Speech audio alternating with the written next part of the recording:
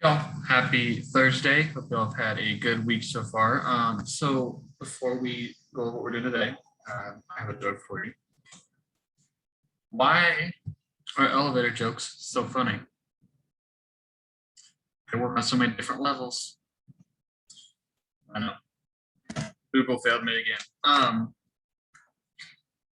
So hopefully today and tomorrow are our last couple days here on you, and then we can come back to school next week and get back to hopefully get back to normal as much as we can.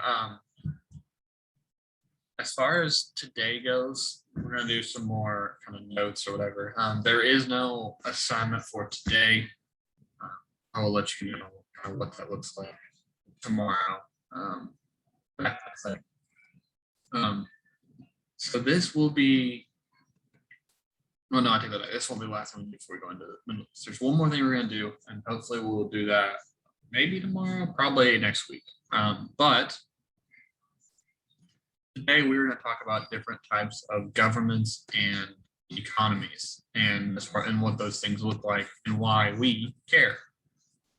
Um, so if you want to use the note sheet that I put together, it is on Canvas on the second slide page of this module. You should open it, edit it, that kind of thing. The PowerPoint is also on there and it should be saved as PDF where you can just open it up and look at it. You should have to log into your OneDrive or any weird stuff like that. So first thing we're going to talk about is what is a government? And a government is just something that is either a group or an agency in charge of a nation, a city, or a local community. Here in the US, we have what is called a democratic republic, which is a fancy way of saying we have a government made up of local, state, and a federal government, president, and Congress, those people. The members of each of those levels are elected by voters who decide who gets to be a part of this government.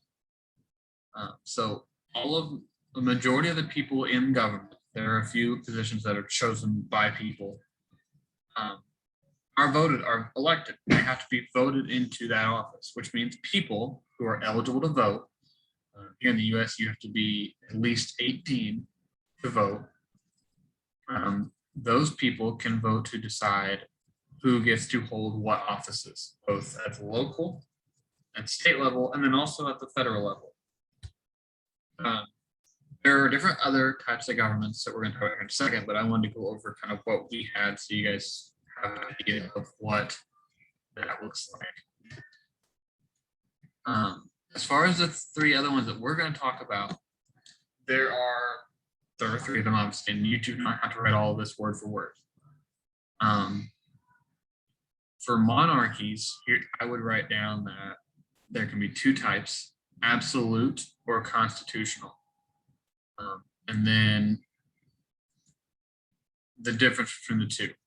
The difference is in an absolute monarchy, the king or queen controls everything. They do not have to ask their government for permission. They just do what they want.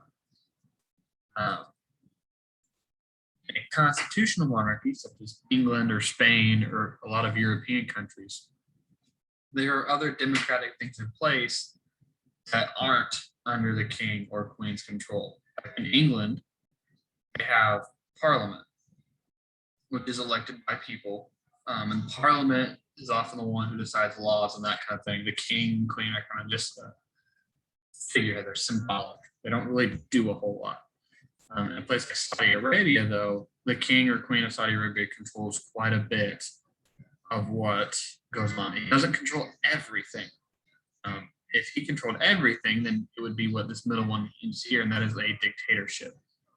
And that is a dictatorship is where a single person has complete control over every aspect of that country. Their laws, the military, the court system, that kind of thing. An example of this would be the government of Bashar al-Assad in Syria. You may or may not have heard of this guy's name, but he would be what a lot of people would consider a dictator. He controls everything that goes on inside of Syria. And then the last one is a communist state. I know you all have heard this one before. It's where a government owns and controls all forms of property and dominates all parts of people's lives. Often, ordinary people don't have control over their leaders because those leaders are chosen by the Communist Party. And the party is kind of a who's who of that country. Ordinary people don't have a lot of say in this one. An example of this would be Cuba, North Korea, China. China's gotten better, but China would still probably fall under this one.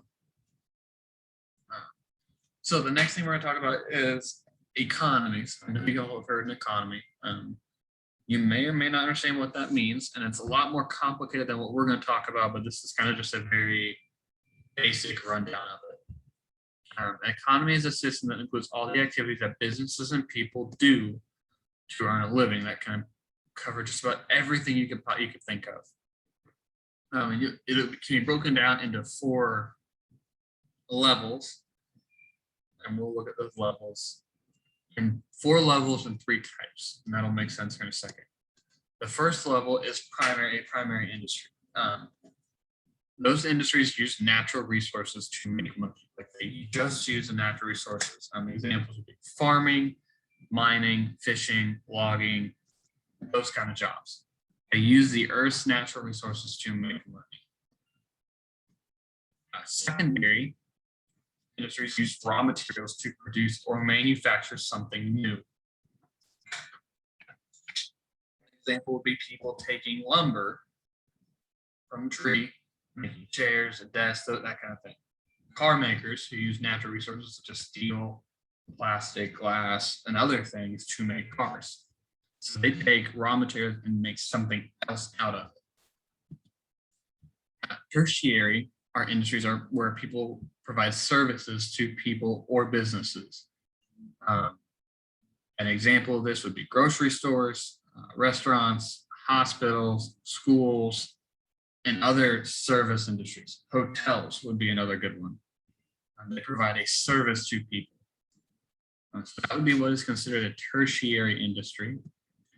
And the last one is a quaternary industry. I think I said that right. They process and distribute information.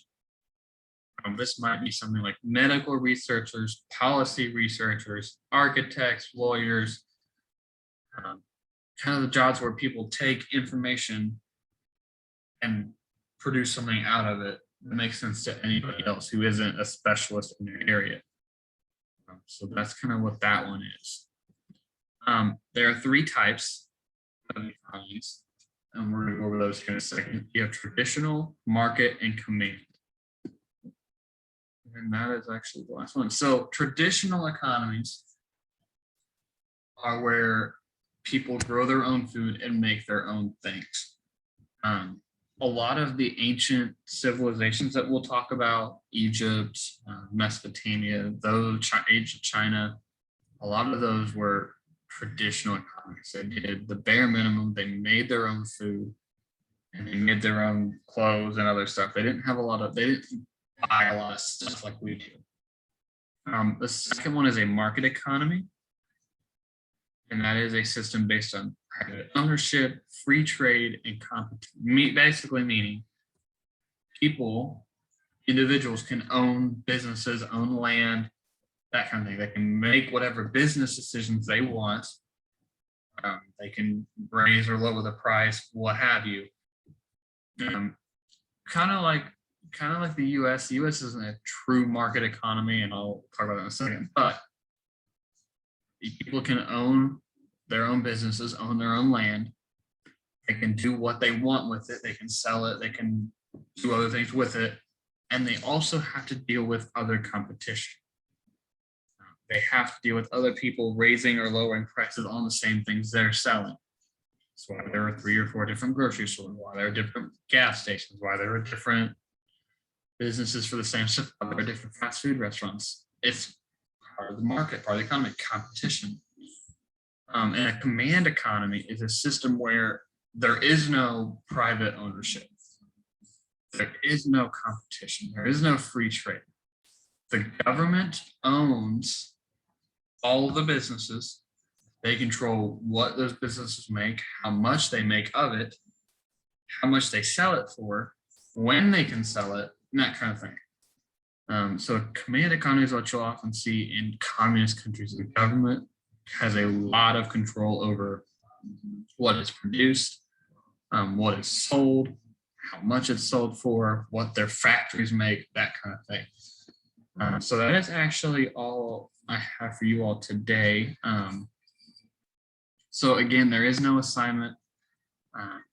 We will probably do something with this tomorrow. I'm not entirely sure yet, but hopefully tomorrow is our last e-learning day, and then we are back in person on Monday. So hopefully we find out soon. Other than that, I'm going to let you all get out of here. Have a good rest of your Thursday, and I will see you all tomorrow.